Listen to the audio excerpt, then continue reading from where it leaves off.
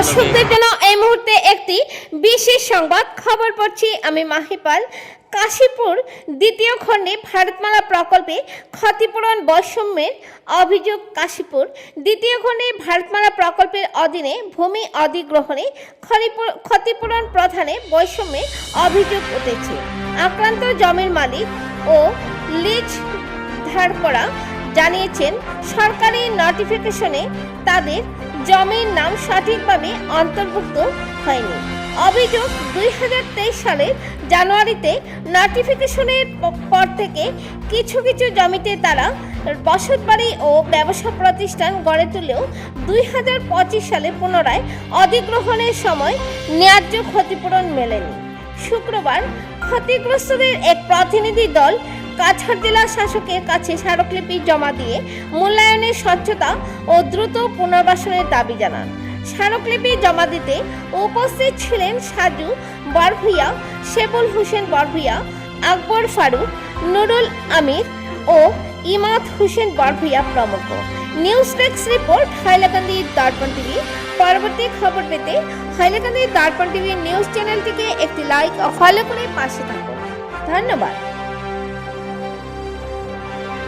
আপনারা ডিসি স্যারের লগে দেখা করছেন, মানে কিতা মেটার লইয়া আজকে আইছেন আপনারা?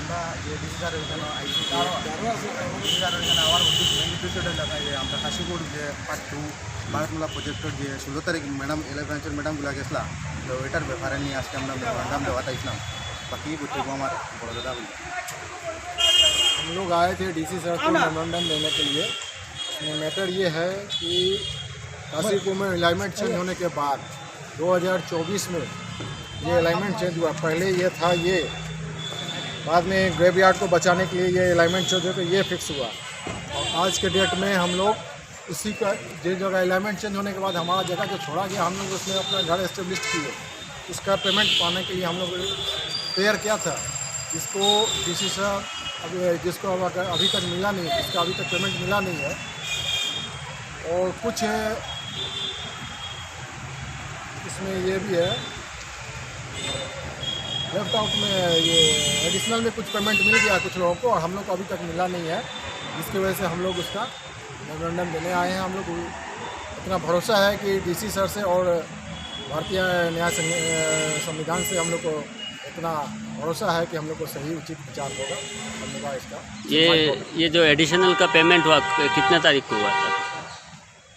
ये उसमें मेंशन करके हम लोग दे दिया है, कॉपी दे दिया है।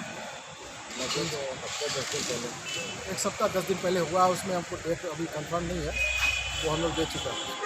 सर को बाकी तो सब बाकी सारा डिटेल्स सर को बता दिया गया है। सर देख लिए, बोले हम देखते हैं इसमें क्या कर सकते हैं। सर ने हम लोग को आश्वासन दिया है कि इसमें जितना बेहतर होगा हम आपको करके देंगे।